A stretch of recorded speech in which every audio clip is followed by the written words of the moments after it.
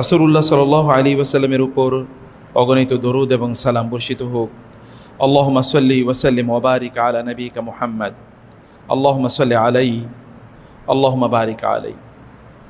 সম্মানিত ভাইরা এবং বোনেরা, আজকাল আমরা বিভিন্ন ধরনের গুনার মধ্যে লিপ্ত হয়ে আছি, কিন্তু সবচেয়ে ভয়াবহ যে গুনাহ এর মধ্যে আমরা লিপ্ত হয়ে আছি সেটি হচ্ছে গোপন গুনাহ। কি গুনাহ? গোপন গুনাহ। গোপন গুনাহ তো বুঝতে পারছেন। গোপন গুনাহ মানে হচ্ছে এই গুনাহ, যেই গুনাহগুলো মানুষ গোপনে করে, কেউ দেখতে পাচ্ছে না, গোপনে সে সেই গুনাহগুলো করে যাচ্ছে।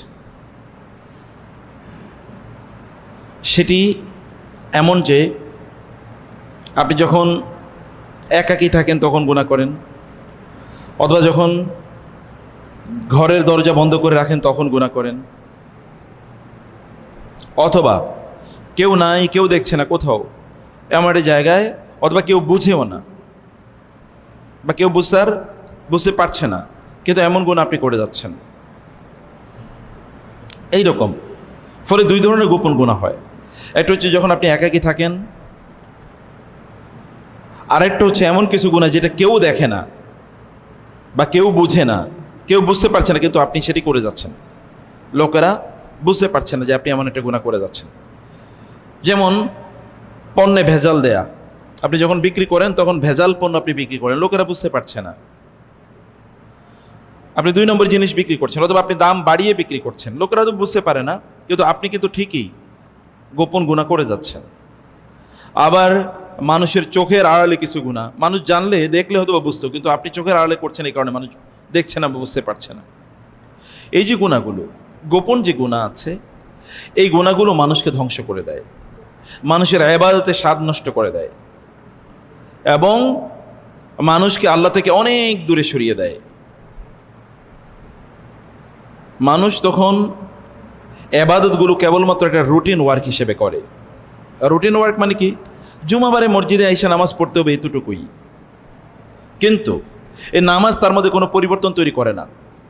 লোকটা নামাজ পড়ে তারপরে মিথ্যাবাদী, চোর, ডাকাত, অথবা নামাজের মধ্যে আল্লাহর স্মরণ তার বেশি নাই। ওয়ালা ইয়াযকুরুনাল্লাহ ইল্লা কলিলা ইন্নাল মুনাফিকিনা ইউখাদিউনাল্লাহ ওয়া খাদিউহুম। আল্লাহ বলেছেন মুনাফিকরা আল্লাহকে ধোঁকা দেয়, অথচ তারা নিজেরাই ধোঁকা খাচ্ছে। কিভাবে? ওয়াইযা কামু ইলা সলাতি কামু কুসালা, নামাজ যখন দাঁড়ায় তখন তারা অলস। ইউরাউনান নাসা, মানুষকে দেখানোর জন্য নামাজ আদায় করে। ওয়ালা ইয়াযকুরুনাল্লাহ ইল্লা কালিলা, নামাজে সে আল্লাহর কথা খুব কমই স্মরণ করে। আপনারা দেখবেন, আপনি যখন নামাজে দাঁড়ান তখন অলস অলস ভাব লাগে কিনা, দ্রুত নামাজ পড়ে শেষ করে ফেললেন, দ্রুত মসজিদ থেকে বের হয়ে যাব, এইরকম যদি কোনো অবস্থা তৈরি হয়, তাহলে বুঝতে হবে যে এই ব্যক্তির নামাজের মধ্যে মুনাফিকের নামাজের সাদৃশ্য আছে। নবীজি সাল্লাল্লাহু আলাইহি ওয়াসাল্লাম বলেছেন তিলকা সলাতুল মুনাফিকি, ওটা হচ্ছে মুনাফিকের নামাজ, ওটা হচ্ছে মুনাফিকের নামাজ। আপনি দেখবেন যে যখন লোকেরা খেলা দেখে অথবা যখন তারা গল্প করে, তখন ঘন্টার পর ঘন্টা সময় চলে যায়, তার তখন কোনো মাথা ব্যথা থাকে না। কিন্তু যখন নামাজটা একটু লম্বা হয় তখনই তার মাথা ব্যথা। আপনাকে বুঝতে পারছেন? ইমাম সাহেব একটু লম্বা সূরা নিল, এখন একদল মুসল্লির তার কি মাথায় তখন রক্ত উঠে যায়। কেন এত লম্বা সূরা নিল? কারণ সে এসে গিয়ে এরপরে খেলা দেখবে, দোকানে আড্ডা দেবে, অথবা গাল গল্প করবে, অথবা ঘুমাবে, তাই না? বোঝা যাচ্ছে যে এই সকল লোকেদের এই প্রবলেমটা কেন তৈরি হয়েছে। এই তৈরি হওয়ার একটাই মাত্র কারণ, তা হলো এই লোকে গুনার মধ্যে নিমজ্জিত হয়ে পড়েছে। কারণ গুনাহ মানুষের অন্তরে কালো দাগ তৈরি করে দেয়। কালো দাগ যখন তৈরি হয় তখন তার ইবাদতে স্বাদ লাগে না, ইবাদতে মজা লাগে না। তখন এই ব্যক্তি পাপ করতে করতে তার ভালো লাগে, পাপের কাজ তার মজা লাগে, তার মধ্যে সে আনন্দ খুঁজে পায় এবং তার মধ্যে সময় কাটানোর জন্য সে উদ্গ্রীব থাকে, সদা সর্বদা উদ্গ্রীব থাকে। সম্মানিত ভাইরা এবং বোনেরা, ভালো করে খেয়াল করুন। নবীজি সাল্লাল্লাহু আলাইহি ওয়াসাল্লাম একবার সাহাবায়ে কেরাম রাদিয়াল্লাহু তাআলা আনহুম নিয়ে বসা, এবং তিনি তখন তাদেরকে বললেন, ইন আকওয়ামা মিন উম্মতি লা আ'লামুন্না আকওয়ামা মিন উম্মতি ইয়াতুনা ইয়াওমাল কিয়ামাতি বিহাসানাতি আমসালি তিহামাতা বাইদা। আমার উম্মার মধ্যে আমি একদল লোকের চিনি যারা কিয়ামতের দিন আল্লাহর সামনে উপস্থিত হবে তিহামা প্রান্তরে যে বিশাল বিশাল পাহাড় আছে, এইরকম বিশাল বিশাল পাহাড়ের মতো সাদা শুভ্র সুন্দর ইবাদত নিয়ে আল্লাহর সামনে হাজির হবে। কিন্তু আল্লাহ সুবহানাহু ওয়া তাআলা ফায়াজআলুহু আল্লাহু হাবাআ মানসুরা, আল্লাহ তাআলা এই আমলগুলোকে উড়িয়ে দেবেন, ছুঁড়ে ফেলে দেবেন, একটাও আল্লাহ তাআলা কবুল করবেন না, গ্রহণ করবেন না। সাহাবায়ে কেরাম বললেন, ইয়া রাসূলুল্লাহ, এরা কারা যারা এমন আমল নিয়ে আল্লাহর কাছে আসবে কিন্তু আল্লাহ তাআলা তাদের আমলগুলোকে এরকম ছুঁড়ে ফেলে দেবেন, আল্লাহ আমলগুলো গ্রহণ করবেন না? এরা কারা?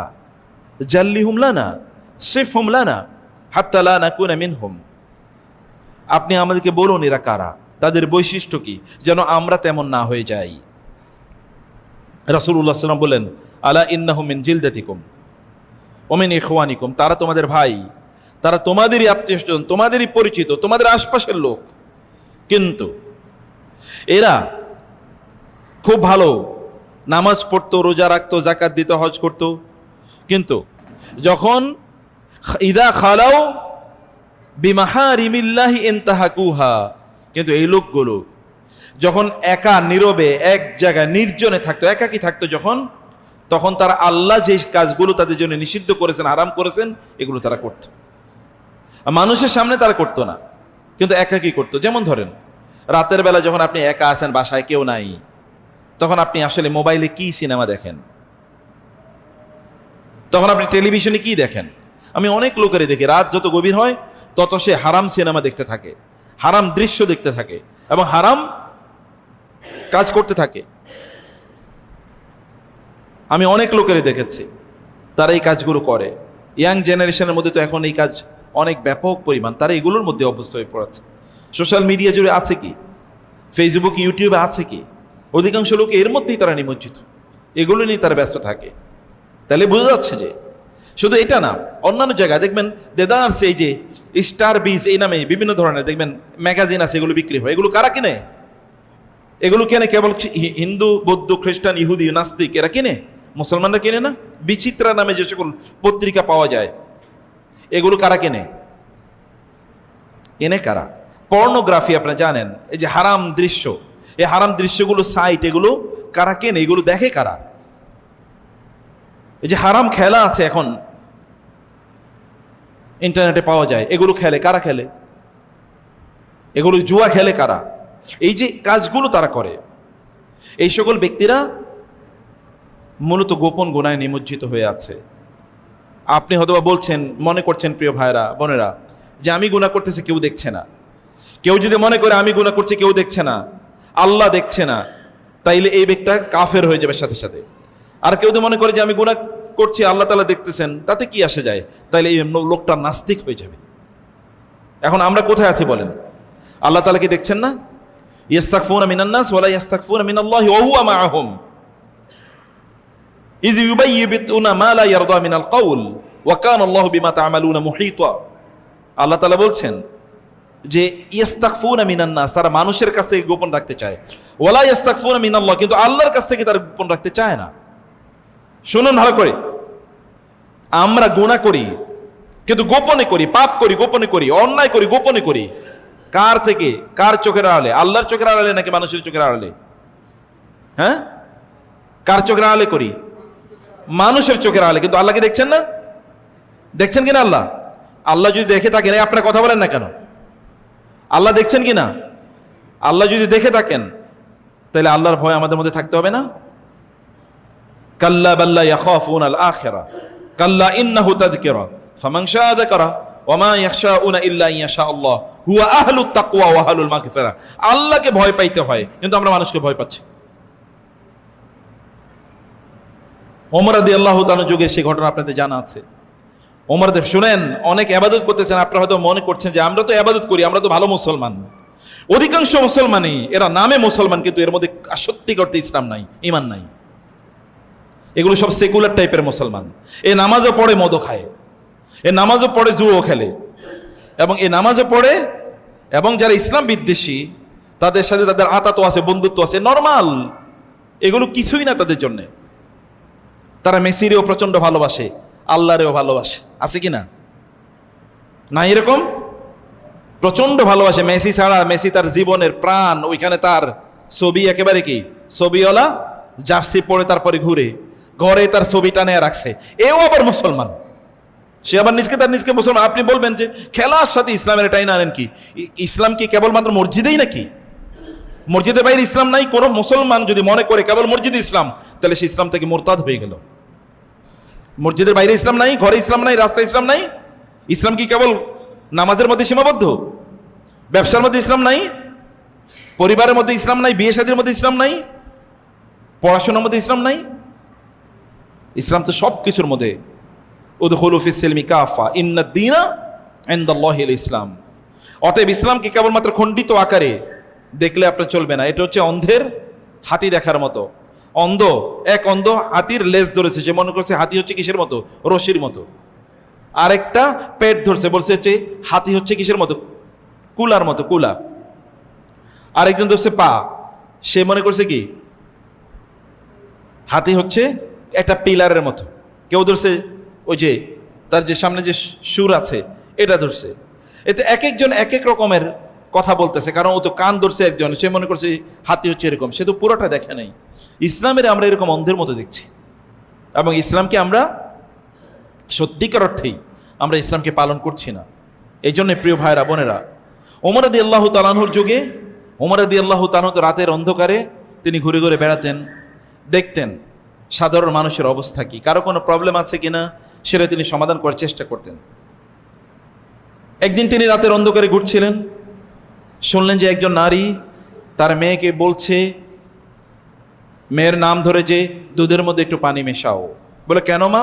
বলে যেইটুকু দুধ আছে এতটুকু তুমি যদি বিক্রি করো তাহলে আমাদের যা খাবার দরকার আমরা কিনতে পারবো না, তাহলে এর মধ্যে পানি মিশালে একটু বেশি হবে, তাহলে একটু বেশি টাকা আমরা পাবো।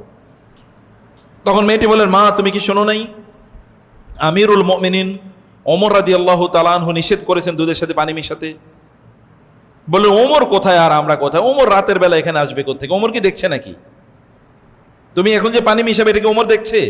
তিনি বললেন, মেয়েটি বলল, বলে মা ওমর দেখে না, কিন্তু ওমরের আল্লাহ কি দেখেন নাই? ওমর দেখেন নাই, ওমরের আল্লাহ দেখেন নাই? ওমর দেখেন না ঠিক আছে, কিন্তু তার রব কি দেখেন নাই? মা আমরা কি আমিরুল মুমিনের কথা কেবলমাত্র দিনের বেলা মানবো, রাতের বেলা মানবো না?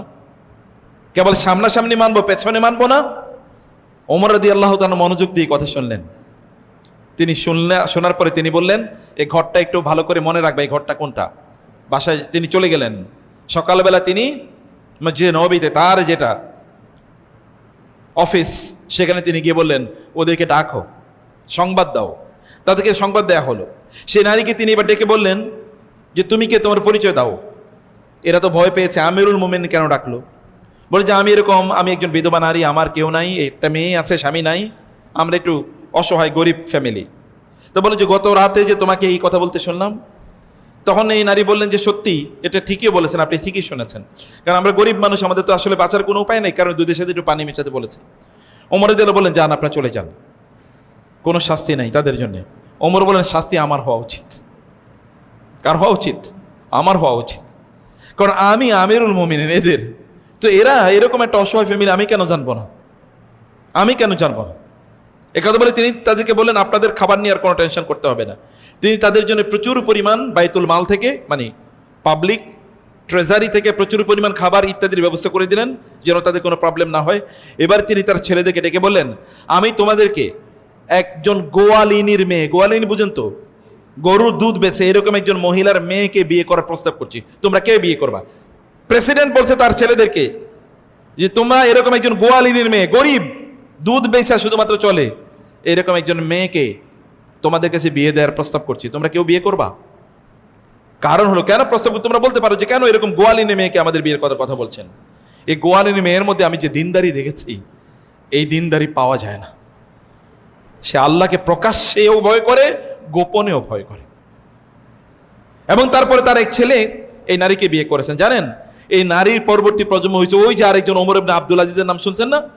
ওমর ইবনে আব্দুল আজিজ রাহিমাহুল্লাহ, বিখ্যাত দ্বিতীয় ওমর যাকে বলা হয়, যেই ওমর কেবলমাত্র 2.5 বছরের মতো পৃথিবী শাসন করেছিল, কিন্তু মানব ইতিহাসে এরকম শাসন আর খুঁজে পাওয়া যায় না। এমন শাসন করেছেন, এত বড় দিনদার এবং আল্লাহওয়ালা ছিলেন। শাসক যদি আল্লাহওয়ালা হয়, দিনদার হয়, তাহলে সমাজে কোনো কি থাকে না, অঘটন থাকে না।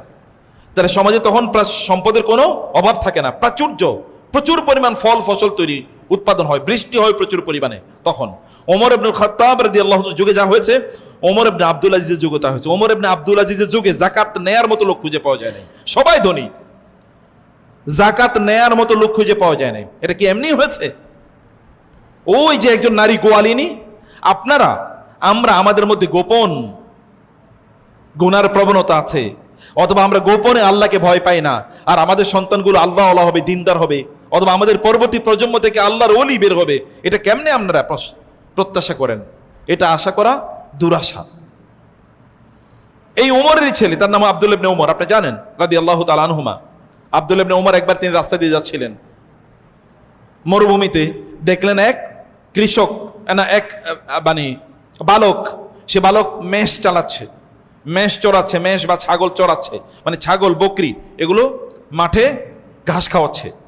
তিনি তাকে বললেন, এই বকরিটা আমার কাছে বিক্রি করো। বলে, আমি কি বকরির মালিক নাকি আমি আপনার কাছে বিক্রি করবো? আমি তো কৃতদাস, এবং এগুলো আমার মালিকের, এগুলো আমি পাহারা দিয়ে রাখি, আমি তো আমানতদার, আমি বিক্রি করতে পারবো না, তো আমার বিক্রি করার কোনো অথরিটি নাই। বলে, ঠিক আছে, তুমি আমার কাছে বিক্রি করে এরপরে মালিকের বলবা যে নেকড়ে বাঘ এটাকে খাইয়ে ফেলছে, তুমি কিছু এক্সট্রা টাকা পাবা। তিনি বলেন কি, ফাইন আল্লাহ, আল্লাহ কই তাহলে? আল্লাহ কোথায়? আল্লাহ কি দেখবেন না? এটা আমি মালিকের মিথ্যা বললাম, কিন্তু আল্লাহ দেখবেন না? আল্লাহর কাছে আমাকে জবাবদিহি করতে হবে না? এটা একটা কৃতদাস। আমাদের ছেলে মেয়েরা কি এতটুকু অনুভব তাদের আছে? একটা কৃতদাস বুঝতে পারেন খেয়াল করে, আমাদের আছে কিনা? একটা ছেলে বালক, আমাদের যুবকদের অবস্থা কি বলেন? এই যে ইয়াং জেনারেশন যারা আছে, কালকে রাতে কিভাবে কাটাইছে বলেন, গত রাত তাদের কিভাবে কাটছে, আজকে সকালটা কিভাবে কেটেছে বলেন? বলছে আমি যে আমার মনিবকে গিয়ে বললাম, আমি তো তার পক্ষ থেকে আমানতদার, আমি তাকে গিয়ে যদি বলি আমি তাকে মিথ্যা বললাম, কিন্তু আমার রবকে আমি কিভাবে উত্তর দেব? আব্দুল্লাহ ইবনে ওমর এটা শুনেই তিনি কেঁদে দিলেন। তিনি এখান থেকে চলে গেলেন, গিয়ে বলেন, ওর মালিককে একটু খবর নাও। খবর নেওয়া হলো, তিনি মালিকের কাছে গিয়ে বললেন যে আমি আপনার এই যে কৃতদাস, ওকে আমি কিনতে চাই। এবং তিনি চড়া দামে তাকে কিনে নিলেন। তাকে কিনে তিনি বিক্রি মানে মুক্ত করে দিলেন, স্বাধীন করে দিলেন, যাও তুমি স্বাধীন। এবং তাকে বললেন যে তুমি এতটুকু আমানতদারিতা যার মধ্যে আছে, এতটুকু দিনদারিতা যার মধ্যে আছে, এতটুকু আল্লাহর ভয় যার মধ্যে আছে, সে কারো কৃতদাস থাকা উচিত না। তাকে মুক্ত করে দিলেন তিনি। একজন কৃতদাসের মধ্যে যদি এতটুকু অনুভূতি থাকে, রাসূলুল্লাহ সাল্লাল্লাহু আলাইহি ওয়াসাল্লাম মক্কা থেকে মদিনায় হিজরত করে যাচ্ছিলেন, এর মধ্যে মক্কা থেকে মদিনায় তিনি হিজরত করে যাচ্ছিলেন। এই অবস্থায় সেখানে আবু বকর রাদিয়াল্লাহু তাআলা সহ একটা জায়গা দিয়ে তিনি যাচ্ছিলেন, সেখানে আবার তাদের খাবারের পিপাসা লেগেছে, একটু দুধ দরকার। তখন ওই যে আরেকটা কৃতদাস এবং কালো নিগ্র ছোট চিকন একটা বালক, সে ওই বকরিগুলো সেখানে চারণ করছে। তিনি তাদেরকে, আবু বকর রাদিয়াল্লাহু তাকে গিয়ে বললেন যে আমাদেরকে একটু দুধ দেব না? বলে, আমার এখানে তো দুধ দেওয়ার মতো নাই, আমার এখানে কোনো বকরি দুধ দেওয়ার মতো নাই। বলে, ওই যে ওই বকরিটা, বলে ওইটা তো দুধ দেয় না, ওটা তো দুধ নাই। বলে, তুমি যদি পারমিশন দাও তাহলে এখান থেকে আমরা দুধ দহন করি। বলে, ঠিক আছে, সমস্যা নাই, কিন্তু এটা তো দুধ নাই, তো আমি আপনাকে দিতে পারবো না। এমনি তো আমি দিতে পারবো না, আমার তো এটা দেওয়ার কোনো অনুমতি নাই, কারণ আমি তো আরেকজনের পাহারাদার কেবলমাত্র, আমি দিতে পারবো না। আর ওটাতে দুধ নাই, আপনি যদি পান তাহলে নেন, আমরা যা বলতাম, আপনি পাইলে নেন। দিন যে ঠিক আছে। তিনি গিয়ে রাসূল সাল্লাল্লাহু আলাইহি ওয়াসাল্লাম কেবল ওই বকরি কিন্তু দুধ দেয় না, ওর কোনো দুধ এখনো তৈরি হয় নাই, তার নিচে এরকম হাত দেওয়ার পরে তার ওলানটা দুধে পূর্ণ হয়ে গেল। রাসূলের মুজিজা এটা। এবার আবু বকর রাদিয়াল্লাহু আনহু দুধ দহন করলেন, দুধ দহন করে রাসূলকে আগে খেতে দিলেন। দুধ ভর্তি হয়ে গেছে গামলা, তিনি আগে খেলেন, এরপরে আবু বকর খেলেন, এরপরে ওই আব্দুল্লাহ ইবনে মানে ওই যে শিশু মানে যুবক, এই যুবকের এটা দিয়ে দিলেন, তুমি খাও। বলেন, আপনি কে? আপনাকে এরকম তো কাউকে দেখি না, দুধ নাই এগুলোতে, এটা তো দুধ দেওয়ার মতো, এটা তো দুধ দেওয়ার জায়গায় এখনো যাই নাই, কিন্তু এরা যে দুধ দিয়েছে, আপনি কে? আপনারা কে? রাসূলুল্লাহ সাল্লাল্লাহু আলাইহি ওয়াসাল্লাম বলেন, আমি আল্লাহর রাসূল, আনা রাসূলুল্লাহ আনা নবিয়ুল্লাহ মুহাম্মদ, আমি আল্লাহর নবী। এই ছেলেটি তখনই সাথে সাথে বললেন, আমি বিশ্বাস করি আপনি আল্লাহর নবী, এবং আপনি আমাকে আপনার অনুসারী বানিয়ে আনেন, আমি মুসলমান হতে চাই। এবং সাথে সাথে সে মুসলমান হয়ে গেল। রাসূলুল্লাহ সাল্লাল্লাহু আলাইহি ওয়াসাল্লাম বললেন, তোমার মধ্যে যে আমানতদারিতা আমি দেখেছি, তোমাকে আল্লাহ তাআলা তার দ্বীনের জন্য কাজে লাগাবেন। তাকুন মুআল্লিমান আমিনা, তুমি ভবিষ্যতে এমন একজন মুআল্লিম হবা, এমন একজন শিক্ষক হবা যে শিক্ষকের উপর আস্থা রাখা যায়। এবং ইনি পরবর্তী কে হয়েছেন জানেন? ইনি আব্দুল্লাহ ইবনে মাসউদ রাদিয়াল্লাহু তাআলা আনহু, যার কাছ থেকে আমরা লক্ষ লক্ষ মাসালা হাদিস জেনেছি। উম্মার সবচেয়ে বড় আলেম, সবচেয়ে বড় সাহাবী এর মধ্যে একজন। আমানতদারিতা, এটা কেবলমাত্র, এটা হচ্ছে আল্লাহ সুবহানাহু ওয়া তাআলাকে গোপনে ভয় করা। এবং গোপন গুনাহ থেকে কেউ দেখে নাই, তার মনিব তো এখানে নাই, মালিক তো এখানে নাই, সে তাকে দেখার কথা না, কিন্তু তখনও তিনি আল্লাহকে ভয় করেছেন। আল্লাহর কাছে জবাবদিহিতার বিষয়ে তার মাথায় এসেছে। প্রিয় ভাইরা বোনেরা, আমরা যদি আল্লাহ সুবহানাহু ওয়া তাআলার ভয় যদি আমাদের অন্তরে কার্যকর না থাকে, তাইলে গোপন গুনাহ আমরা করতেই থাকবো। আর গোপন গুনার ব্যাপারে আমি আগেই বলেছি, গুনাহ করবে গোপন, এই লোকটা তখন মনে মনে ইহুদি, মনে মনে খ্রিস্টান, মনে মনে নাস্তিক, সে হয়তো বা বাহ্যত কিছু মুসলমান, কিন্তু এর বাইরে তার মধ্যে কিছুই থাকবে না। এগুলো সব গোপন গুনার ফল এবং ফসল।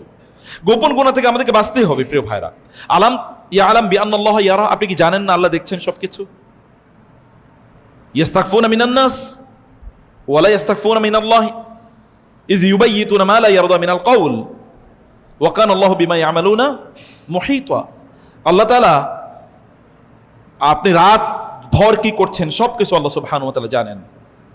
আল্লাহ সুবহানাহু ওয়া তাআলা মা ইয়ালফিযু মিন কওলিন ইল্লা লাদাইহি রাকীবুন আতীদ। আপনি যাই বলেন, যাই করেন, দুই কাঁধে দুই ফেরেশতা আছে, তারা কিন্তু এগুলো লিখে রাখে। কোনো কিছুই আনরেকর্ডেড থাকে না, সব কিছু রেকর্ড থাকে। কিয়ামতের দিন লোকেরা, আপনি হয়তোবা মনে করছেন এটা ছোট, আপনি মনে করছেন এটা ছোট। মুহাম্মদ ইবনে সিরিন রাহিমাহুল্লাহ, যাকে ইবনে সিরিন বলা হয়, বিখ্যাত সেই তাবি, যার কাছ থেকে স্বপ্নের ব্যাখ্যার বলে যেই গ্রন্থগুলো ব্যাপক পরিমাণ তার ব্যাপারে এগুলো বলা যায়, তিনি সবচেয়ে বেশি স্বপ্নের ব্যাখ্যা দিতে পারতেন। ইবনে সিরিন রাহিমাহুল্লাহ তিনি বলেন, লা আবকি আলা যামবিন আযনাবতুহু, আমি যে গুনাহ করেছি এই গুনার জন্য আমি কাঁদি না, কিন্তু আমি জানি বড় গুনাহ করেছি, আমি সেখান থেকে তওবা করব, কিন্তু কিছু গুনাহ আছে আমি আহসাবুহু হাইয়ানান, আমি মনে করেছি এটা তো ছোট গুনাহ, কিন্তু আল্লাহ সুবহানাহু ওয়া তাআলার কাছে কিয়ামতের দিন গিয়ে যদি দেখি এটা বিশাল বড় হয়ে গেছে, এই ভয়ে আমি মূলত কাঁদি। আপনি মনে করতেছেন গুনাহটা ছোট, আপনি হয়তো মনে করছেন গুনাহটা ছোট, কিন্তু আল্লাহ সুবহানাহু ওয়া তাআলার কাছে এটা ছোট কি বড় এটা কি আমরা জানি? ওয়া ইয়াহসাবুনা তাহসাবুনাহু হাইয়ানান ওয়া ইনদাল্লাহি আযীম। আল্লাহ তাআলা বলছেন তোমরা মনে করতেছো এটা ছোট গুনাহ, কিন্তু আল্লাহর কাছে এটা বিশাল। গুনাহকে ছোট মনে করবেন না, কার বিরুদ্ধে আপনি গুনাহ করছেন সেটা আপনাকে বুঝতে হবে, আপনাদেরকে বুঝতে হবে, আমাদেরকে বুঝতে হবে। সম্মানিত ভাইরা, আল্লাহ সুবহানাহু ওয়া তাআলা বলেন, ওয়ালাকাদ খালাকনাল ইনসানা ওয়া না'লামু মা তুওয়াসওয়িসু বিহি নাফসুহু ওয়া নাহনু আকরাবু ইলাইহি মিন হাবলিল ওয়ারিদ ইয ইয়াতালাক্কাল মুতালাক্কিয়ানি আনিল ইয়ামিনি ওয়া আনিশ শিমালি কঈদ। আল্লাহ তাআলা বলছেন, আমি মানুষকে সৃষ্টি করেছি, তার অন্তরে কি খারাপ চিন্তা উদ্রিত হয় এটা আমি জানি। আপনারা বসে বসে কারো ব্যাপারে খারাপ চিন্তা করছেন, আল্লাহ তাআলা কি এটা জানেন না? আপনি ফেসবুকে কারো ব্যাপারে খারাপ কমেন্ট করেছেন, আল্লাহ তাআলা কি তা জানেন না? অন্য মানুষ দেখে না, কিন্তু আল্লাহ কি দেখছেন কিনা? আপনি কাউকে গোপনে যাচ্ছেন গালিগালাজ করলেন, আল্লাহ কি তা দেখেন না? সব আল্লাহ সুবহানাহু ওয়া তাআলা দেখছেন। আল্লাহর কাছ থেকে গোপন, আলাম ইয়ালাম বিআন্নাল্লাহ ইয়ারা, সে কি জানে না আল্লাহ সুবহানাহু ওয়া তাআলা সব কিছু দেখেন এবং আল্লাহ সুবহানাহু ওয়া তাআলা সব কিছু জানেন? সম্মানিত ভাইরা, মৌলিক প্রবলেমটা কি জানেন? আমাদের লজ্জা আসলে উঠে গেছে। আমরা আসলে লজ্জাই পাই না, আমরা কেবল মানুষের লজ্জা পাই, কিন্তু সবচেয়ে বেশি লজ্জা পাওয়ার উচিত কাকে? ওহু আহাক্কু আন ইউস্তাহিয়া মিনহু, আল্লাহকে লজ্জা পাওয়া সবচেয়ে বেশি উচিত ছিল। আমাদের সবচেয়ে বেশি উচিত ছিল কাকে লজ্জা পাওয়া? আল্লাহকে। কিন্তু আমরা কি আল্লাহকে লজ্জা পাই? এবং এই কারণে দেখবেন রাসূল সাল্লাল্লাহু আলাইহি ওয়াসাল্লাম বলেছেন যে সকল নবীদের কাছ থেকে একটা কমন শিক্ষা পাওয়া গেছে, সে শিক্ষাটা হলো ইযা ফাতাকাল হায়াউ ফাসনা মা শিতা, যখন তোমার লজ্জা থাকবে না তখন তুমি যা মনে চায় তাই করতে পারবা।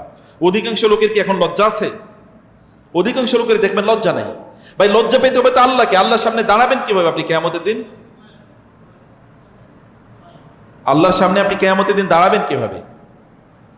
দাঁড়াতে পারবেন না তো আপনি আল্লাহর সামনে কিয়ামতের দিন। এই অপরাধ নিয়ে আপনি দাঁড়াবেন কিভাবে?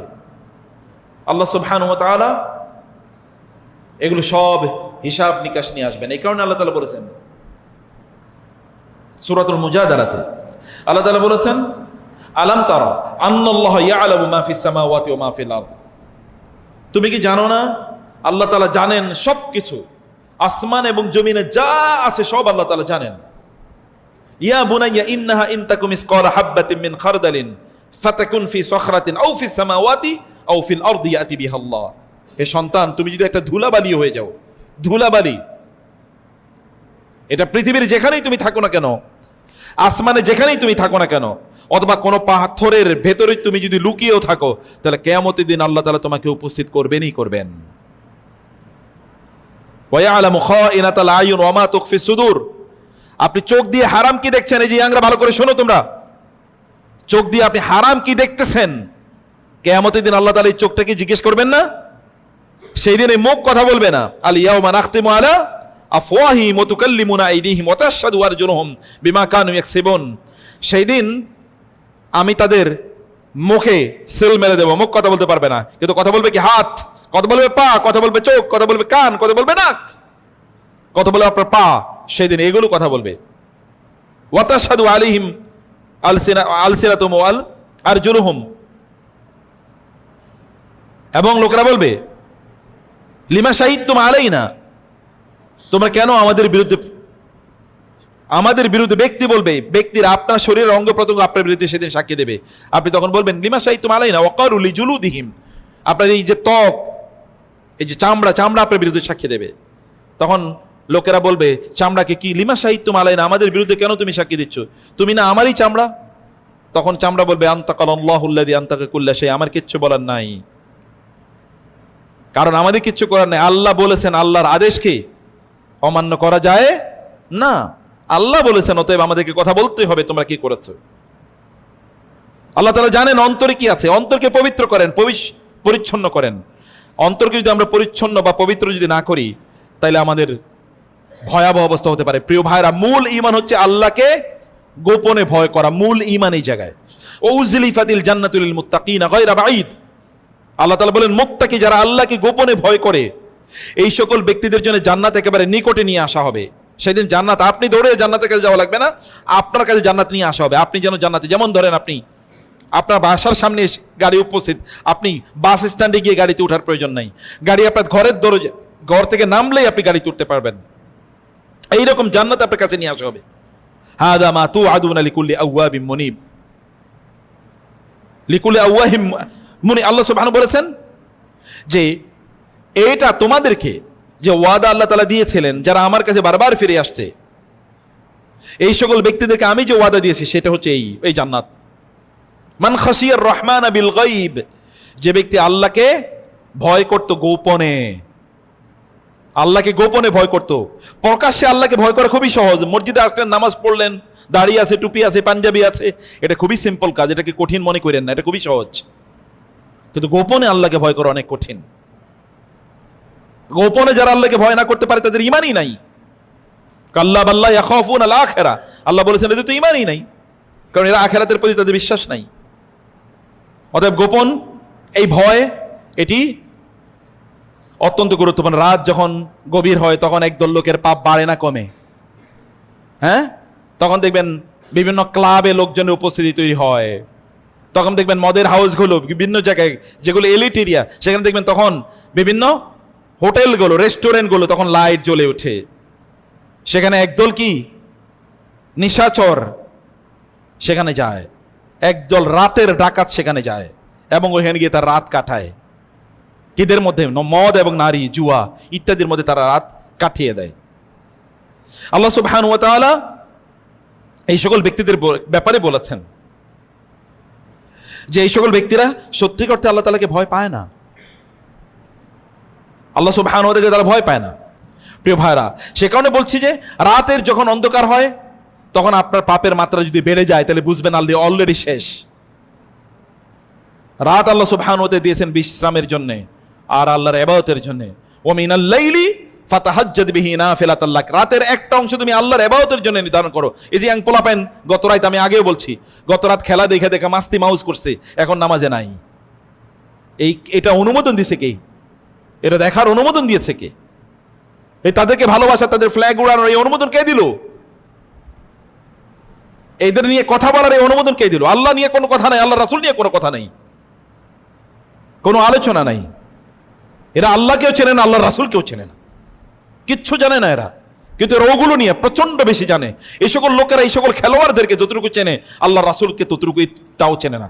ওরা জানে খেলোয়াড় কোন দিক দিয়ে বল পাস দেয়, কিন্তু আল্লাহর রাসূলের একটা সুন্নাহ এরা জানে না।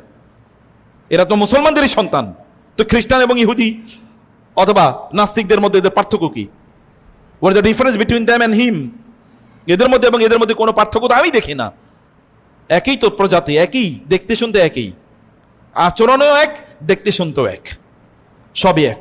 রাত দেয় কে বলেন তো? রাত কে দিয়েছে? আল্লাহ। যেই আল্লাহ রাত দিয়েছে সেই রাতে আল্লাহর অবাধ্য হতে ভয় লাগে না আপনাদের? যিনি রাত দিয়েছেন সেই রাতে তাকে কিভাবে আপনারা অমান্য করেন, তার বিরুদ্ধে পাপাচার কিভাবে করেন? তিনি যদি রাতের এই অন্ধকার যদি তিনি তুলে নেন তখন দেখা যাবে, এবং কিয়ামতের দিন তাই হবে। আপনি রাতের অন্ধকারে যা করছেন বিশাল বড় ডিসপ্লেতে আল্লাহ তাআলা দেখিয়ে দেবেন তুমি এই অপরাধগুলো করেছো রাতের অন্ধকারে। আল্লাহকে ভয় করুন, সাবধান, আল্লাহ সুবহানাহু ওয়া তাআলাকে ভয় করুন। এবং এ কারণে আনাস রাদিয়াল্লাহু তাআলা বলতেন, আপনি পাপটাকে, ছোট ছোট পাপকে কিছু মনে করছেন, ইয়াকুম মুহাক্কারাতির যুনুব, রাসূলুল্লাহ সাল্লাল্লাহু আলাইহি ওয়াসাল্লাম বলেছেন তোমরা যে পাপগুলোকে তুচ্ছ মনে করছো এই ব্যাপারে সাবধান থাকবা, সাবধান, পাপকে তুচ্ছ মনে করো না। রাসূলুল্লাহ সাল্লাল্লাহু আলাইহি ওয়াসাল্লাম বললেন কারণ এগুলো তুহলিকু অথবা ইন্নাহাল মুহলিকাত, এগুলোই তোমাদেরকে শেষ করে দেয়, ধ্বংস করে দেয়।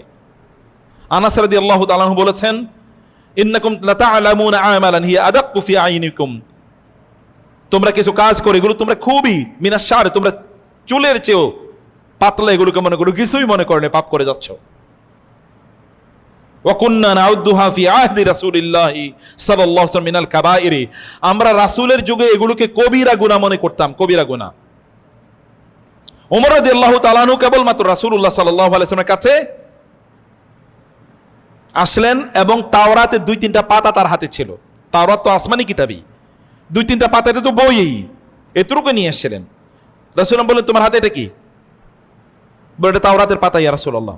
তিনি প্রচন্ড ক্ষিপ্ত হয়ে গেলেন, আমি কি তোমাদের কাছে যথেষ্ট পরিমাণ ইসলাম নিয়ে আসি নাই? যথেষ্ট পরিমাণ শরীয়ত নিয়ে আসে নাই? আমি যা নিয়ে এসি তা কি তোমাদের জন্য যথাযথ না, যথেষ্ট না? তোমাদেরকে আবার তাওরাত পড়তে হবে? এখন আমরা তো কোরআন মাঝে মাঝে পড়ি, ইসলাম মাঝে মাঝে পড়ি, আর পুরাটাই কি পড়েন? তো বলেন আপনারা কি পড়েন? আপনাদের বাচ্চারা স্কুল কলেজ ইউনিভার্সিটিতে পড়ে কি? আল্লাহ রাসূল হলে কি বলতেন, কি বলতেন তিনি? যদি রাসূল বলতেন তাহলে কি হতো, তার সামনে হলে কি হতো? এখন আপনি দেখেন ইসলাম নাই, কিন্তু সেটাই আমাদের জন্য গর্বের, অহংকারের কারণ। ইসলাম তাতে কি আসে, ইসলাম নাই তাতে কি আসে যায়? ওইখানে তো ভালো এরকম হচ্ছে, সেই হচ্ছে। এটাই কিন্তু আমাদের এখন পার্সপেক্টিভ। অথচ রাসূল ইসলাম তাওরাতের 1-2টা পাতাতে সহ্য করতে পারেন নাই। কেন? কোরআন কি তোমার জন্য যথেষ্ট না? তাওরাতে যা আছে শুধু সূরা ফাতিহা তার চেয়ে বেশি আছে। তাহলে আপনি কেন সেখানে যাবেন?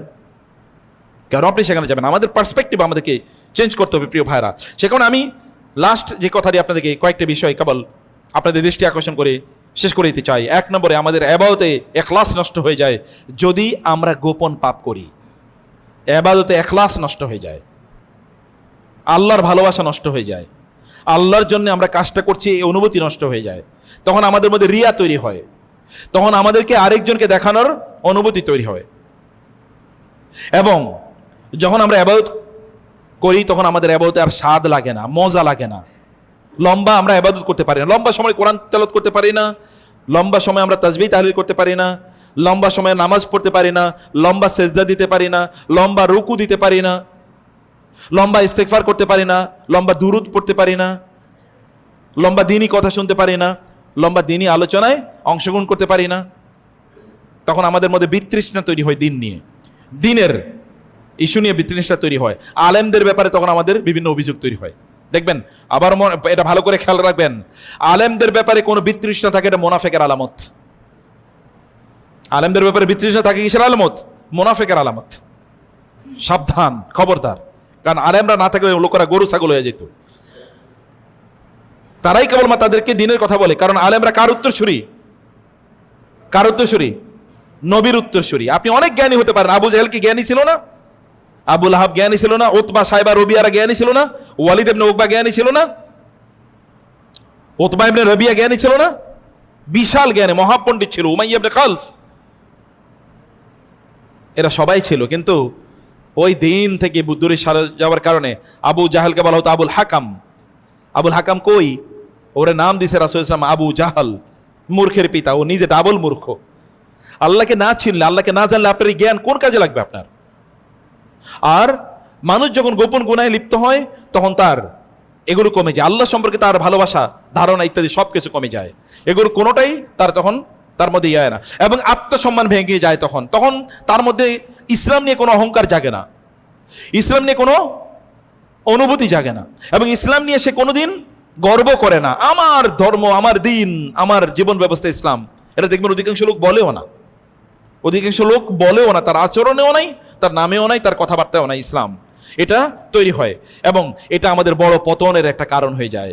ইউসুফ আলাইহিসসালাম একটা কাজ আপনারা মনে রাখবেন, ইউসুফ আলাইহিসসালাম তিনি যে মিশরের সম্রাট হয়েছেন এবং আল্লাহর নবুয়ত আল্লাহর পক্ষ থেকে তিনি এই মর্যাদা পেয়েছেন, কি কারণে জানেন? ওই যে ফেরাউন মানে মিশরের তখনকার গভর্নর যাকে বলা হতো আজিজে মিসর, আজিজে মিসরের স্ত্রী তাকে অন্যায় কাজে আহ্বান করেছিল। অন্ধকার, কেউ নাই, একটা নির্জন কক্ষে তিনি এবং ওই নারী কেবলমাত্র আছেন। সেই সময় ইউসুফ আলাইহিসসালাম বলেছেন আল্লাহর কাছে, আসসিজনু আহাব্বু ইলাইয়া রাব্বিসসিজনু আহাব্বু ইলাইয়া মিম্মা ইয়াদউনানি ইলাইহি, হে আল্লাহ তুমি আমার এই প্রয়োজনে কারাগারে নাও, তারপরে এদের কাছ থেকে আমাকে বাঁচাও। তিনি সেই সময় যে আল্লাহকে ভয় করেছিলেন, আল্লাহকে ভয় পাওয়ার পরে এই নারীর এই আহ্বানে তিনি সাড়া দেন নাই। আল্লাহ তাআলা এর বিনিময়ে তাকে নবুয়ত প্রদান করেছেন এবং মিশরের সম্রাট তাকে বানিয়েছেন। আল্লাহর ভয় যদি তৈরি হয় তাহলে আপনার এই দুনিয়া আল্লাহ ঐশ্বর্য প্রদান করবেন এবং এরকম মর্যাদা এবং সম্মান আল্লাহ সুবহানাহু ওয়া তাআলা আপনাদেরকে প্রদান করবেন। প্রিয় ভাইরা, এই কারণে মনে রাখতে হবে যে আমরা ছোট ছোট গুনাহ করতে করতে এটা আমাদের চরিত্র হয়ে যায়, ছোট ছোট ফাঁকিবাজি করতে করতে ফাঁকিবাজ হয়ে যায়, আমরা ছোট ছোট মিথ্যা বলতে বলতে আমরা মিথ্যাবাদী হয়ে যাই, ছোট ছোট জুলুম করতে করতে আমরা জালিম হয়ে যাই। যারা জালিম হয় তারা কি একদিনে জালিম হয়ে যায় নাকি? আচ্ছা, ফেরাউন কি একদিনে ফেরাউন হয়েছে? বড় ডাকাত কি একদিনে ডাকাত হয়েছে? যে 100 জন লোক হত্যা করে ও প্রথমে কিন্তু মানুষের ঝগড়া মানে মানুষের গালিগালাজ দিয়ে শুরু করেছে, এরপরে মানুষের চট থাপ্পড় দিত, এরপরে মানুষের কাটা শুরু করেছে, এরপরে ও মহা ডাকাতে পরিণত হয়েছে। এলাকার সবচেয়ে বড় সন্ত্রাসী কি মায়ের পেট থেকে বড় সন্ত্রাসী হয়ে জন্ম নিয়েছে? ছোট ছোট গুনাহ মানুষকে বড় পাপীতে পরিণত করে। যেমনইভাবে ছোট ছোট বালি কণা দিয়ে একটা মহা কি তৈরি হয়? মরুভূমি তৈরি হয়। ছোট ছোট বিন্দু বিন্দু পানি দিয়ে মহাসমুদ্র তৈরি হয়। এগুলোকে ছোট করে দেখার কোনো উপায় নাই প্রিয় ভাইরা। তাহলে আমাদেরকে এখানে বাঁচার জন্য আমি আপনাদেরকে 12টা উপকরণ বলি, এগুলো থেকে বাঁচার উপায় কি? আমরা গোপন গুনাহ থেকে বাঁচতে হলে আমাদের করণীয় কি? আমাদের 1 নাম্বার করণীয় হচ্ছে আমাদের ঈমানকে এটা ইহসানের লেভেলে নিয়ে যেতে হবে। কেবলমাত্র একদল লোকের কেবল ঈমান কি জানেন? শুধু এতটুকুই, ঈমানটা কেবল একটা ক্যাজুয়াল জিনিস। হ্যাঁ, আল্লাহ আছেন, আল্লাহ কোথায় আছেন? তিনি আকাশে আছেন, আসমানে আছেন, উপরে আছেন, এর বাইরে কিচ্ছু না। আল্লাহ উপরে আছেন দেখে এই কারণে তো আল্লাহ আমাদেরকে দেখেন না, এই কারণে তো আমরা যত অপরাধ করে যাই। আপনার বুঝেন না আমাদের ঈমান তো কি? আল্লাহ তাআলা কোথায় আছেন?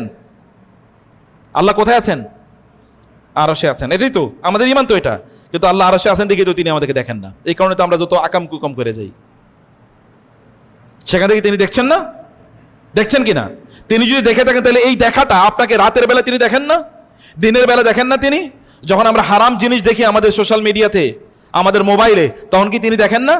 তখন কি ফেরেশতারা দেখেন না? ওয়ুরসিলু আলাইকুম হাফাজা, তিনি তোমাদের কাছে ফেরেশতা পাঠিয়ে রাখেন সব সময়, সব রেকর্ড করার জন্য, সব কিছু তারা রেকর্ড করে রাখছেন ফেরেশতারা। প্রিয় ভাইরা, অতএব ইবাদতটাকে ইহসানের লেভেলে নিয়ে যেতে হবে। তা কি?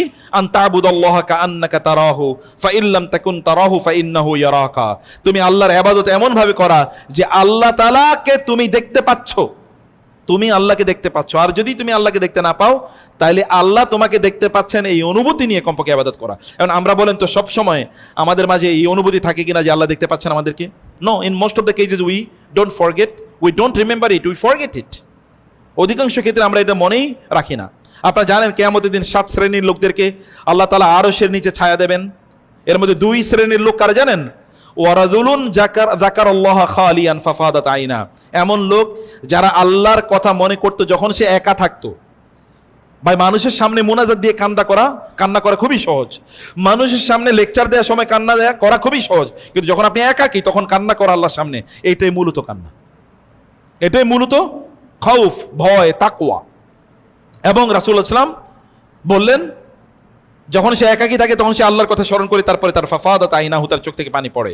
এবং 2 নম্বর কি জানেন? 2 নম্বরে এই যে 8 শ্রেণীর লোক, যাদেরকে 7 শ্রেণীর লোক যাদেরকে আল্লাহ তাআলা কিয়ামতের দিন ভিআইপি বানাবেন, এর মধ্যে আরেক লোক হলো যাদেরকে ওয়ারাজুলুন দাআতহু ইমরাতুন যাতু হাসবিন ওয়া জামাল, খুবই সম্ভ্রান্ত, খুবই ধনী এবং খুবই সুন্দরী কোনো নারী কোন এক লোকের ডাকলো অপকর্ম করার জন্য, তখন সে বলল ইন্নী আখাফুল্লাহ, আমি আল্লাহকে ভয় পাই।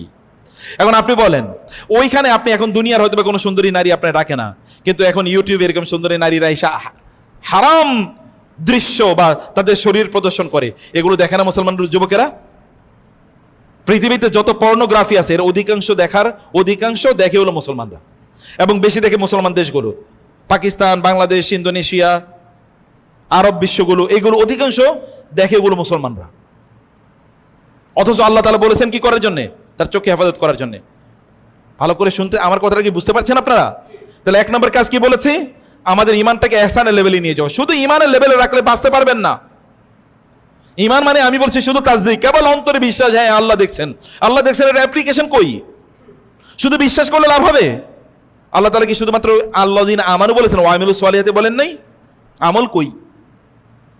ইমান তো আবু জাহলও চিন্তা করতো, আল্লাহ তাআলা তো কি সব সৃষ্টি করেছেন, কিন্তু ওর কাজে লাগে নাই এটা। অতএব এই আবু জাহল টাইপের ইসলাম আর ইমান হইলে কোনো কামে লাগবে না। আবু জাহলরা কিন্তু হজমরা করতো, এগুলো করলে কোনো কাজে লাগবে না। প্রিয় ভাইয়েরা, বাইতুল্লাহ যখন নির্মাণ করেছে তখন ওইখানকার অনেক লোক আছে, তারা টাকা দিত না এই ভয়ে যে আমার এই টাকাটা তো হালাল না, আমি আল্লাহর ঘর বানানোর জন্য এটা দিতে পারি না। ওই ভয় ওদের মধ্যে ছিল, কিন্তু ওই ভয় তাদেরকে মুসলমান বানায় নাই। তাহলে 1 নম্বর কাজ হচ্ছে আল্লাহ আমাদের ইমানটাকে ইহসানের লেভেলে নিয়ে যাওয়া। ইহসানের লেভেল মানে হচ্ছে আপনি অনুভব করেন যে আল্লাহ সব দেখছেন এবং সব রেকর্ড করে রাখছেন। এই অনুভূতি নিয়ে আমাদেরকে ইবাদত করতে হবে। এই কারণে তাকওয়া এর মানে হচ্ছে মানুষের ক্যামেরারে দেখবেন একদল লোক, যেমন পুলিশ অফিসার, অনেকে ক্যামেরা দেখলে না এরপরে ভালো মানুষ হয়ে যায়। আমরাও কিন্তু ক্যামেরার সামনে খুবই ভালো মানুষ, আমাদের সে ভালো মানুষ দুনিয়া একটাও নেই, কিন্তু ক্যামেরার বাইরে কি আমাদের সে খারাপ দুনিয়াতে আছে কিনা এটা দূরবীন দিয়ে খুঁজে বের করতে হবে। ক্যামেরার সামনে তো সবাই ভালো ভাই, কিন্তু ক্যামেরার বাইরে কি? রিয়েল তাকওয়া এটা ক্যামেরার সামনে না, রিয়েল তাকওয়া ক্যামেরার বাইরে। 2 নম্বর বিষয় হচ্ছে একাকিত্বকে নিয়ন্ত্রণ করুন। এই যে পোলাপাইন ভালো করে শোনেন, ইয়াংরা ভালো করে শুনুন, তোমরা যারা এটা ভালো করে শোনো, বড়রাও শুনেন। এখন তো টাচ মোবাইল, এর মাধ্যমে এটাই এখন জাহান্নামে যাওয়ার জন্য যথেষ্ট, আর কিচ্ছু লাগবে না। জাহান্নামে যাওয়ার জন্য এখন যে স্মার্টফোন যেটা এসছে এটাই যথেষ্ট, আর কিচ্ছু লাগে না। একাকী সময়টাকে নিয়ন্ত্রণ করুন প্লিজ। মনে রাখবেন অধিকাংশ গুনাহ কি হয়? মানুষের সামনে হয় না, একাকী হয় অধিকাংশ গুনাহ। এই কারণে একা থাকা হারাম না, একা থাকা হারাম না বটে, কিন্তু একাকিত্ব যদি এটা গুনার দরজাগুলো আমাদের সামনে উন্মুক্ত করে দেয়, তাইলে এই একাকিত্ব ইসলাম অনুমোদন করে না। রাসূলুল্লাহ সাল্লাল্লাহু আলাইহি ওয়াসাল্লাম বলেছেন, আমি যা জানি, একাকিত্ব থাকার মধ্যে যে ভয় আছে, যে সমস্যা আছে, আমি যা জানি, এটা যদি তোমরা জানতা তাইলে অন্যরকম হয়ে যেত। এবং এই কারণে আমি তোমাদেরকে বলছি, তোমরা ঘরে একা থাকবা না, তোমরা বাসায় একা থাকবা না, তোমরা একাকী ভ্রমণ পর্যন্ত করবা না। বুঝতে পেরেছেন? অথবা একাকিত্বকে নিয়ন্ত্রণ করেন। একাকিত্বকে নিয়ন্ত্রণ করা হচ্ছে রাতে যখন ঘরের দরজা বন্ধ করে দীর্ঘ সময় মোবাইল ব্যবহার করেন, ঘরের দরজা বন্ধ করে, এই একাকিত্বের কথা আমি বলছি। একলা থেকে বাঁচার জন্য রাতে ঘরের দরজা বন্ধ করে দীর্ঘ সময় একাকী থাকবেন না। যেমন এটা নিষিদ্ধ, যেমন আপনার বাসাটা নিষিদ্ধ করে দেবেন যে না, আমার বাসায় দরজা বন্ধ থাকতে পারবে না। কেন দরজা বন্ধ থাকবে? কি কারণে? আপনার বাচ্চারা কেন দরজা বন্ধ করে রাখে? এটা আপনাদেরকে নিষিদ্ধ করতে হবে। ঘুমের আগে ফোন বন্ধ, 1 ঘন্টা আগে বা 2 ঘন্টা আগে ইন্টারনেট বন্ধ, ফোন বন্ধ, ফোন দূরে রেখে দেন, ফোন কাছে আপনি রাখবেন না। এবং একা রুমে ইন্টারনেট ব্যবহার করা নিষিদ্ধ করে দেন, আপনি নিজেও করবেন না একা রুমে ইন্টারনেট। এরপর আপনি হারাম জায়গায় চলে যাবেন, কারণ শয়তান আছে না? শয়তান আছে কিনা? শয়তান তো ওয়াসওয়াসা আল্লাযী ইউওয়াসওয়িসু ফি সুদুরিন নাস, তো অন্তরে ওয়াসওয়াসা তৈরি করে দেয়। অতএব এটা করা যাবে না। এবং অকারণে ব্রাউজিং, এরপরে কেবল এটার পরে এটা, এইটি ইউটিউবের পরে এই ইউটিউবে এই লেকচার শুনলেন, এই কথা শুনলেন, এটা শুনলেন, এটা শুনলেন, এটা শুনলেন, এই টক শো, এই টক শো, ওই এন্টারটেনমেন্ট, ওই মজার জিনিস, ওই আনন্দ। এখন দেখবেন ইউটিউবে সবচেয়ে বেশি কোন ভিডিওগুলো মানুষ বেশি দেখে জানেন? যেগুলো পলিটিক্যাল টক শো, মারামারি লাগিয়ে দিতে দেখবেন, এটাই দেখে। আসলে কেন মারামারি হইলো? আপনার এই মারামারি কেন দেখতে হবে? তাহলে তো আপনি নিজেও মারামারি শিখলেন, আপনার এটা দেখার তো প্রয়োজন নাই। লা ইউহিব্বুল্লাহুল জাহরা বিসসুই মিনাল কাউলি, আল্লাহ তাআলা বলেছেন হারাম, খারাপ কথাকে আল্লাহ অনুমোদনই করেন না, এটা আল্লাহ পছন্দই করেন না। আর আমরা সেটা দেখতে যাই। আর হলো কিছু এন্টারটেনমেন্ট বুঝেন তো, আনন্দ ফুর্তি করে কিছু ভিডিও করে না, এগুলো দেখবেন এখন ভাইরাল, এবং এগুলি মানুষ দেখে, এবং এই মুসলমানরাই দেখে। আমি তো অন্যদের কথা বলছি না, আমি অমুসলিমদের কথা বলছি, আমি আপনাদের কথা বলছি। আপনার এগুলো সবচেয়ে বড় খরিদ্দার, এগুলো বন্ধ করে দেন। এবং কাজহীন সময়ে, যখন কোনো কাজ নাই, এরকম সময়টা আপনার জন্য বিপজ্জনক। যেই কারণে ইয়াং জেনারেশনকে বলছি, ওদেরকে কাজে ঢুকান। আপনাদের সময়গুলো যদি কাজ না থাকে তাহলে অন্য কাজ করেন, কিন্তু সময়টাকে এরকম কাজহীন রেখে দেবেন না। অতএব একাকী এরকমটাকে নিয়ন্ত্রণ করে, একাকী যখন থাকবেন তখন মোবাইলকে প্রয়োজন অফ করে রাখবেন, ইন্টারনেট অফ করে রাখেন। মোবাইলে আপনার ইন্টারনেটের ডাটা কেন ব্যবহার করা লাগবে? কি কারণ? আপনি ইন্টারনেট দিয়ে করেন কি? আপনার বাপ দাদাদের তো ইন্টারনেট ছিল না, আপনাদের তো কিছুদিন আগে ছিল না, তাহলে এখন ইন্টারনেটের কাজ কি আপনাদের? আপনি বলেন ইন্টারনেট থেকে আমি ইসলাম শিখি, কেন আপনি জুমাবারে এসে ইসলাম শিখতে পারলেন না? যেখানে হালাকা হয় সেখানে যেতে পারলেন না? যেখানে মাহফিল হয় সেখানে যেতে পারলেন না? বই কি বাজারে নাই? হ্যাঁ, তারপরে লেকচার শোনেন, কার লেকচার শুনবেন? এরকম শুধু ওদের ভিডিওগুলো আসবে, আর কিছু আসবে না। এরকম সিস্টেম আছে তো না? এরকম সিস্টেম আছে, এরকম সিস্টেম। যেমন আপনি এখন অ্যাপসও পাওয়া যায়, কাহাফ গার্ড, এরকম অনেক অ্যাপস আছে। এর বাইরে আপনাকে কোনো কিছু দেখতেই দেবে না। আপনাদেরকে সেরকম জায়গায় এগুলো বুঝতে হবে। ইসলামকে, নিজের ইমানকে বাঁচানোর জন্য আপনাকে আন্তরিক হওয়া লাগবে, নাহলে আপনি বাঁচতে পারবেন না। এটা 2 নম্বর পয়েন্ট, প্রিয় ভাইরা। অতএব যে ব্যক্তি একাকী যখন তাকে আল্লাহকে ভয় পায় না, ও আসলে ওর নফসের দাসে পরিণত হয়। একাকী থাকলে যে আল্লাহকে ভয় পায় না, সে মূলত তার নফসের দাসে পরিণত। নফস তার যা বলে সে তাই করে। 3 নম্বর যে কৌশল, তাহলে গুনাহের দরজাগুলো বন্ধ করে দেন। কোন জায়গা দিয়ে আপনি গুনাহ আসে এগুলো আইডেন্টিফাই করেন আলাদা। যেমন আল্লাহ তাআলা বলেছেন, ওয়ালা তাকরাবুজ জিনা, তোমরা জিনার কাছেও যেও না। তিনি বলেন নাই তোমরা জিনা করো না, বলছে জিনার কাছেও যেও না। তার মানে জিনা যে সকল রাস্তা দিয়ে হয় এগুলো দরজা বন্ধ করে দাও। যেমন চোখ বন্ধ কি করে রাখা, চোখকে নিয়ন্ত্রণ করা, হারাম জিনিস নিয়ে চিন্তা না করা, হারাম জিনিস না দেখা, হারাম কথা না শোনা। যেমন ফামান হাজ্জাল বাইতা ফালা রাফাসা, রাফাস মানে হচ্ছে হারাম। এই যে জেনা ব্যভিচার সংক্রান্ত কোনো আলোচনাই শোনা নিষিদ্ধ।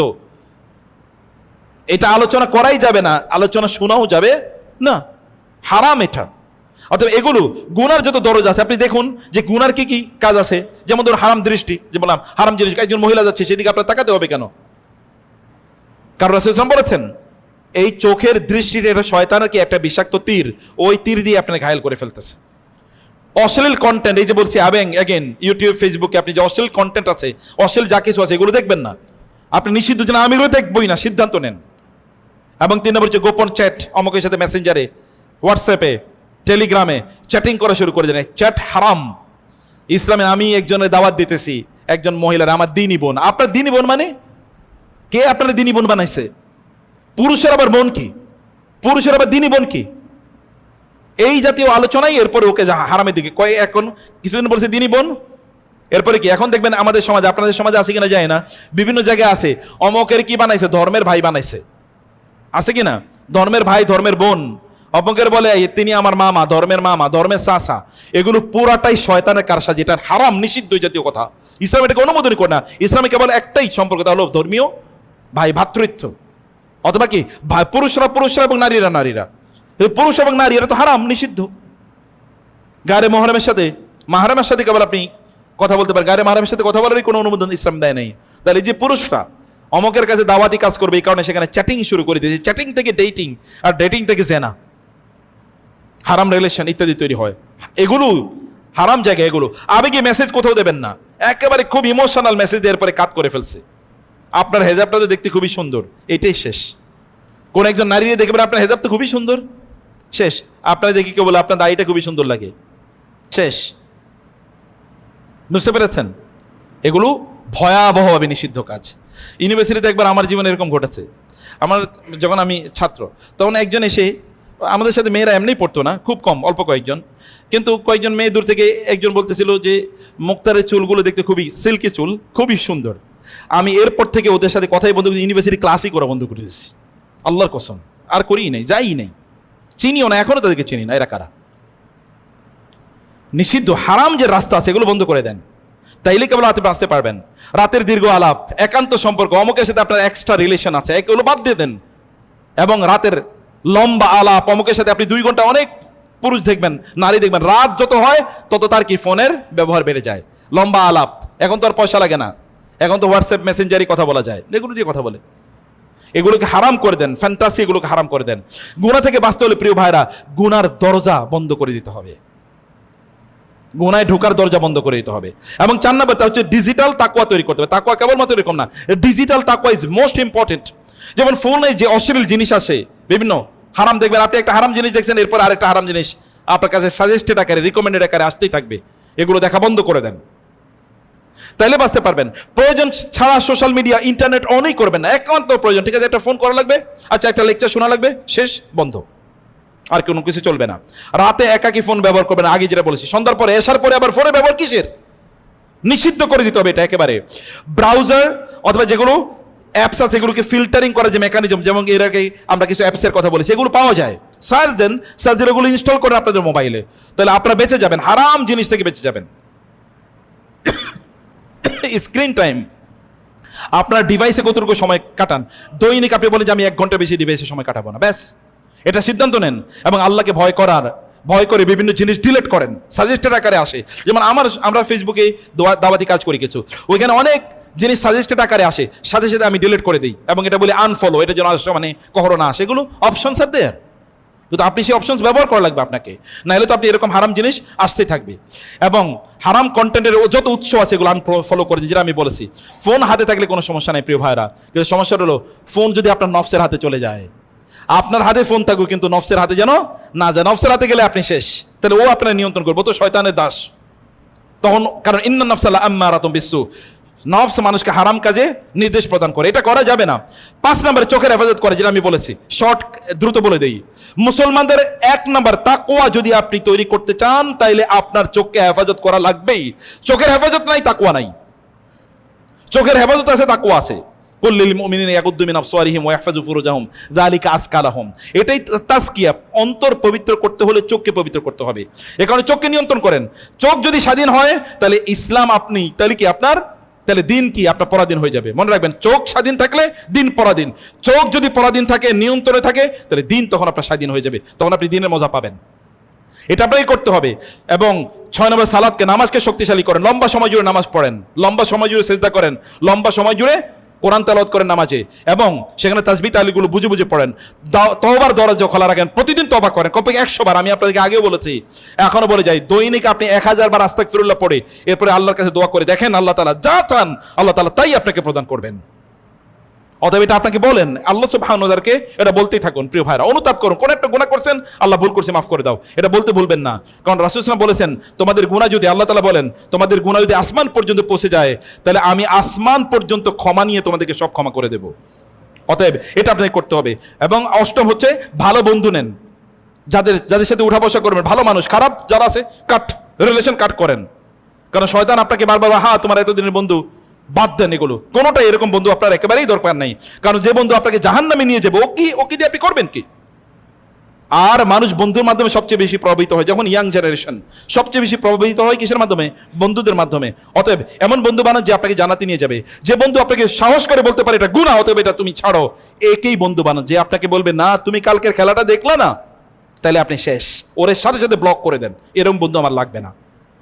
9ম, মৃত্যুকে স্মরণ করেন প্লিজ। মৃত্যু স্মরণ করলে, কবর জিয়ারত করেন, তাইলে আপনি বেঁচে যাবেন। গোপন নেকি বাড়ান, গোপন কিছু নেকি, মানুষের সাদাকা করেন, মানুষের জন্য গোপনে একটু দোয়া করেন, গোপনে তাহাজ্জুদে নামাজ করেন, গোপনে কোরআন তেলাওয়াত করেন, গোপনে আস্তাগফিরুল্লাহ পড়েন। মনের ইবাদত বাড়াইয়া দেন। শরীরের ইবাদতের চেয়ে মনের ইবাদতের গুরুত্ব কম না বেশি? অনেক বেশি মনের ইবাদতের। মনের ইবাদত বাড়িয়ে দেন। মনে রাখবেন, গোপন গুনাহ যেমনি আমাদের হৃদয়কে অন্ধকার করে দেয়, গোপন সওয়াবের কাজগুলো আমাদের হৃদয়কে তেমন আলোকিত করে। অতএব এটা আমাদেরকে অর্থ করতে হবে। এরপরে সর্বশেষ তা হলো কি, আমাদের দোয়াটাকে আমাদের অস্ত্র বানানো লাগবে প্রিয় ভাইরা। দোয়াকে অস্ত্র বানান। আল্লাহকে বলেন, রাসূল সাল্লাল্লাহু আলাইহি ওয়াসাল্লাম দোয়া করতেন, আল্লাহুম্মা আতি নাফসি তাকওয়াহা, হে আল্লাহ আমার অন্তরে আপনি তাকওয়া তৈরি করে দেন। রাসূল দোয়া করতেন এবং তিনি বলতেন, আল্লাহুম্মা ইন্নী আসআলুকাল হুদা ওয়াত তাকা ওয়াল আফাফা ওয়াল গিনা। এবং আরো অসংখ্য দোয়া আছে। ইয়া মুকাল্লিবাল কুলুব, পারেন কিনা দোয়াটা? ইয়া মুকাল্লিবাল কুলুব, হে অন্তরকে পরিবর্তনকারী। বলেন না আমার সাথে, বলেন তো, ইয়া মুকাল্লিবাল কুলুব সাব্বিত কলবি আলা দীনিক। অনেকেই বলেই না, বলেন ইয়া মুকাল্লিবাল কুলুব সাব্বিত কলবি আলা দীনিক। এটা প্রতিদিন বারবার বলবেন, বারবার বলবেন। এবং আরো এরকম দোয়া আছে, আল্লাহুম্মা আলিমাল গায়বি ওয়াশ শাহাদাতি ফাতিরাস সামাওয়াতি ওয়াল আরদি রাব্বা কুল্লি শাইইন ওয়া মালিকা আশহাদু আল্লা ইলাহা ইল্লা আনতা আউযু বিকা মিন শাররি নাফসি। হে আল্লাহ আমার নিজের ক্ষতি যেন আমি না করি, তুমি আমারে বাঁচাও। ওয়া মিন শাররি শাইতানি ওয়া শারাকিহি, এবং শয়তানের ক্ষতি এবং শয়তানের বন্ধু বান্ধবদের ক্ষতি থেকে আমাকে বাঁচাও। ও আন আক্তারিফা আলা নাফসি সু, আল্লাহ আমি যেন আমার নিজের পাপে নিজে জড়িয়ে না যাই, তুমি আমারে বাঁচাও। আল্লাহকে যেরকম দোয়া রাসূল করতেন, আও আজুররাহু ইলা মুসলিমিন, অথবা কোনো মুসলমানের ক্ষতি যেন আমি না করি। হে আল্লাহ, তুমি আমাদের অন্তর তাকওয়া দিয়ে পূর্ণ করে দাও, গোপন গুনাহ থেকে তুমি আমাদেরকে বাঁচাও এবং আমাদের ঈমানকে তুমি সুরক্ষা প্রদান করো। আমিন। আকুলু কাওলি হাযা ওয়াস্তাগফিরুল্লাহ লি ওয়া লাকুম ওয়া লিসাইরিল মুসলিমিন ফাস্তাগফিরুহু ইন্নাহু আল গফুরুর রহিম।